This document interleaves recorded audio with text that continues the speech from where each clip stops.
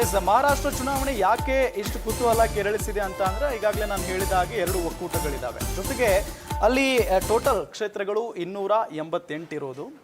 ಅದರಲ್ಲಿ ಏನು ಟೋಟಲ್ ಅಭ್ಯರ್ಥಿಗಳು 4126 ಜನ ಇದ್ದಾರೆ. ಬರೋಬ್ಬರಿ 4126 ಜನ. ಅಂದರೆ 288 ಕ್ಷೇತ್ರಗಳಿಗೆ ಇಷ್ಟೊಂದು ಜನ ಅಭ್ಯರ್ಥಿಗಳಿರೋದು ಸಹಜವಾಗಿದ್ದು ಇತಿಹಾಸನೇ.